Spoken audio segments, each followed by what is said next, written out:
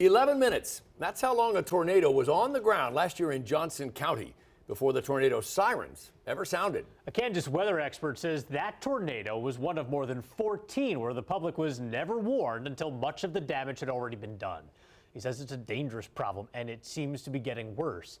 Fox 4 problem solver Linda Wager tried to find out why. We never thought it would happen to us. I miss him and I hope he comes back okay. The fury of a tornado, death by fire, devastation after a hurricane, all disasters and all becoming disturbingly common. Equally disturbing is the lack of warning to the public that a potential catastrophe is headed their way. In Florida, the federal NOAA planes that determine the strength of a hurricane were out of commission. In Michigan this past summer, a deadly tornado was on the ground for 5 minutes before sirens sounded. Just last year in Johnson County, went down to the basement just to be on the safe side, and then we heard sirens. A tornado was barreling down 95th Street, halfway through its path, before anyone at the National Weather Service noticed. Meteorologist Michael Smith was sitting at his office in his home in Wichita watching that tornado on radar. He called his daughter in Overland Park, warning her to take cover. It would be another 11 minutes before the National Weather Service would issue a warning. They could have seen rotation in the storm, and they could have seen lofted debris. This is at 8-minute intervals. Michael Smith has spent his life as a meteorologist, first on television, then as the creator of a company that issued weather warnings to businesses. Now retired, he's never lost his passion for the weather. His home office looks like a weather station. He counts 14 damaging tornadoes this past summer alone that the National Weather Service missed. We have 559, so they're still in tornado mode as they should be, but there's no tornado warning. It was only after tornadoes had touched down and were actually kicking up debris that sirens sounded. These aren't little bitty tornadoes. These are tornadoes that should be warned of in advance. Smith worries that as baby boomers retire, the meteorologists at the National Weather Service are being replaced by people just out of college who have yet to develop a thorough understanding of radar and receive only about 2.5 weeks of radar training. Even the National Weather Service's own statistics show a problem. From 2005 to 2011, the probability of detecting a tornado was at 73.3%, but in the following 10 years, that number had fallen to 59.2%. In addition, the warning time also fell from 13 minutes to 8. Some argue the numbers have dropped because the National Weather Service has become more cautious to avoid issuing false warnings. If too many false warnings go out, people stop taking them seriously. And false warnings have fallen, but only by 3%, whereas the probability of a tornado being detected has fallen by nearly 20%. With a tornado, every minute makes a difference. There's my basement door.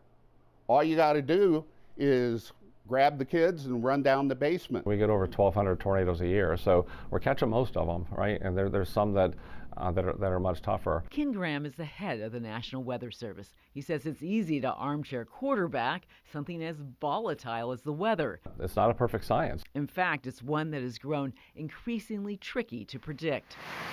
The rainfall rates have been higher. We're measuring rainfall rates higher than we have before, so a lot of these storms are embedded in precipitation. Plus, he says, despite Smith's concerns, young meteorologists are never on their own deciding when or whether a deadly storm might hit. They always have a veteran meteorologist by their side. He says the National Weather Service is constantly making improvements to its training and equipment.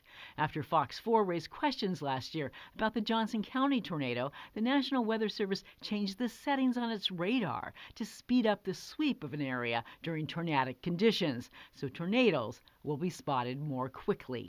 This is downtown Kansas City, Topeka, Olathe. Smith said his ultimate goal is not to attack those on the front lines, but to push for change. As the climate becomes more volatile, he believes it's more important than ever to create a national disaster review board, just like the airline, motor vehicle, and railroad industries have with the National Transportation Safety Board. The NTSB has worked with the airlines and the manufacturers like Boeing and others to make air travel much safer. National Disaster Review Board would not only analyze the performance of federal officials, but also state and local responders, like in Hawaii, where some local officials are believed to have inadvertently hindered people from escaping the fire. What went wrong?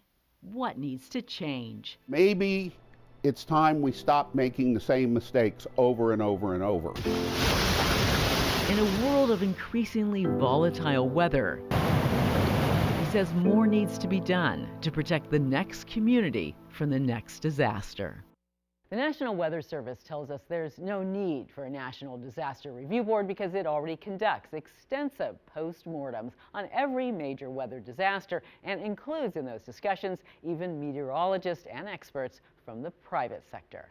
Linda Wager, Fox 4 Problem Solvers.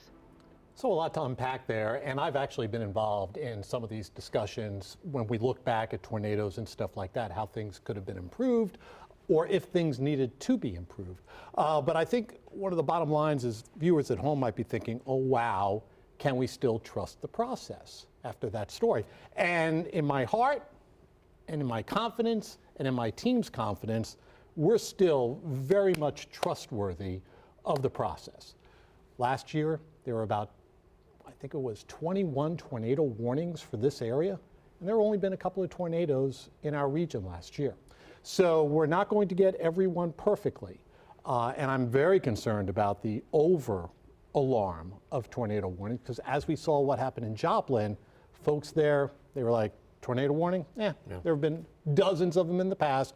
We ain't paying attention, and here we are. What do you make, though, of the the National Weather Service's own statistics, though, which show a problem? So a lot of that transitioned after 2011. If you notice during the story, the 2011 was the benchmark stopping point, and that was because of Joplin.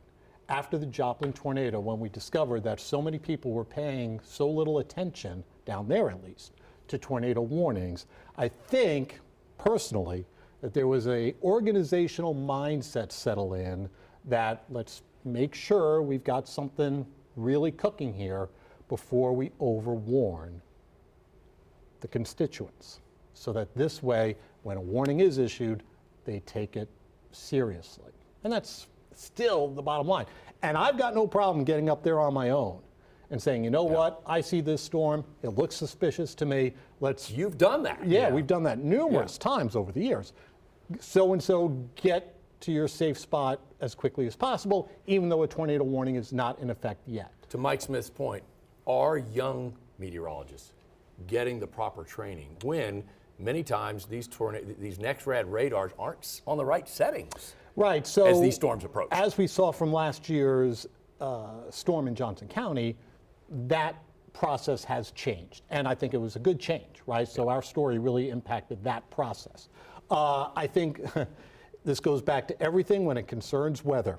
Experience creates knowledge. And they're coming in, some of them are brand new, they're learning, and they'll continue to learn. But like Linda mentioned, there's always a veteran right next to them, helping them out, guiding them along, or taking over in big events. So the number that caught me was even before 2011, when this was being successful, they were still at 70%. Now, I know this is all probabilities, and people have a weird understanding of probabilities. What do you make of that 70% number? About the way... About only predicting 70% correctly, was that what it was? Yeah, so the problem is when it comes to these little weak, we call them weak spin-ups, along the leading edge of these thunderstorm squall lines, you get these little couplets, and this is a big problem for us in this part of the country, where there might be a brief spin up for 1 minute, and then it's gone. And this is where the false alarms start popping in or not popping in, depending on how they're issuing tornado warnings at the time, in terms of, do we want to really warn these things, or by the time I get on the air, it's already gone. Yeah.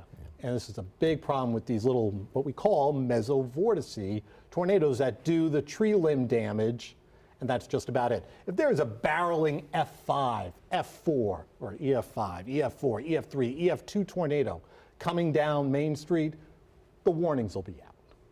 The warnings will be out. I'm not worried about that. Well, they weren't last year. Well, last year was one of those tornadoes that was like 80 to 90 miles an hour, one of those weaker side tornadoes. Right. But last year, that tornado Okay. should have been warned upon.